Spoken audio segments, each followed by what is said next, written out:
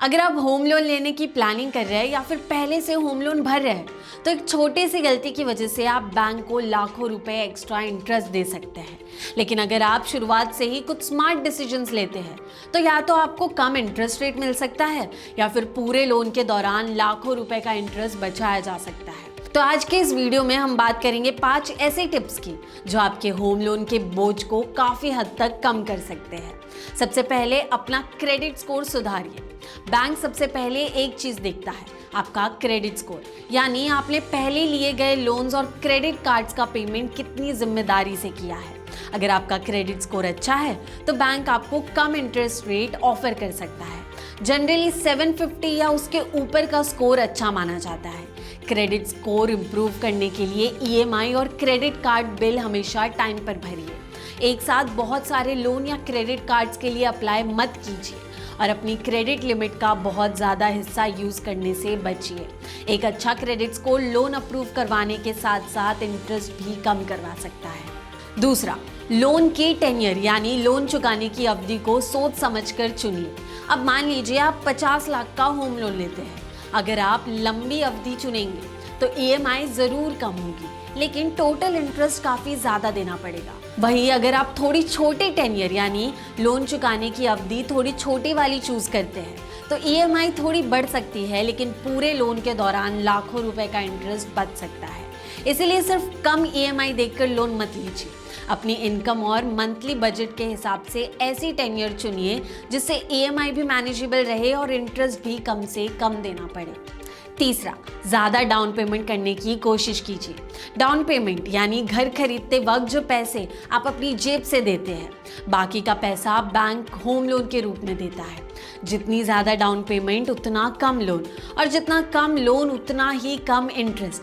कई केसेस में अगर आप अच्छी डाउन पेमेंट करते हैं तो बैंक भी आपको बेहतर इंटरेस्ट रेट ऑफर कर सकता है, क्योंकि बैंक के लिए आप कंपैरेटिवली कम रिस्क वाले बोरोवर बन जाते हैं। इसलिए अगर सेविंग्स अलाउ करती है तो थोड़ी बड़ी डाउन पेमेंट करना फायदे का सौदा हो सकता है। चौथा, होम लोन बैलेंस ट्रांसफ़र भी एक ऑप्शन हो सकता है।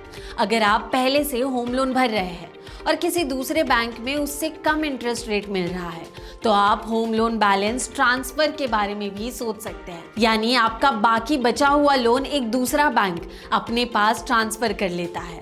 और अगर वहाँ इंटरेस्ट रेट कम है तो आपकी ईएमआई या टोटल इंटरेस्ट दोनों कम हो सकती है।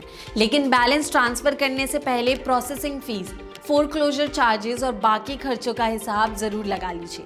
अगर सिर्फ 0.25 या 0.50% का ही फ़र्क है तो हर बार ट्रांसफ़र फ़ायदेमंद हो ये ज़रूरी नहीं है। पांचवा, प्रधानमंत्री आवास योजना।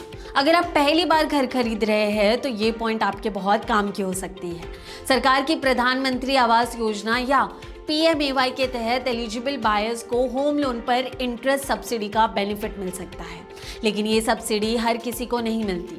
इसके लिए इनकम कैटेगरी, प्रॉपर्टी की एलिजिबिलिटी और स्कीम के उस वक्त के रूल्स देखना ज़रूरी होता है। इसीलिए होम लोन लेने से पहले एक बार बैंक या हाउसिंग फाइनेंस कंपनी से ज़रूर पूछिए कि क्या आप पीएम आवास योजना के लिए एलिजिबल है या नहीं। हो सकता है इसी एक स्टेप से आपके लाखों रुपए की बचत हो जाए। होम लोन जिंदगी का सबसे बड़ा फाइनेंशियल कमिटमेंट होता है, इसीलिए सिर्फ ये मत देखिए कि लोन मिल रहा है या नहीं, ये भी देखिए कि उस लोन पर कितना इंटरेस्ट देना पड़ेगा। एक अच्छा क्रेडिट स्कोर, सही लोन टेन्योर, अच्छी डाउन पेमेंट, ज़रूरत पड़ने पर बैलेंस ट्रांसफ़र और पीएम आवास योजना जैसे बेनिफिट्स, ये सब मिलकर आपके होम लोन का बोझ काफ़ी हद तक कम कर सकते हैं। उम्मीद करते हैं आपको ये वीडियो पसंद आई हो। ऐसे और वीडियोज़ के लिए लाइक, शेयर और सब्सक्राइब ज़रूर करें।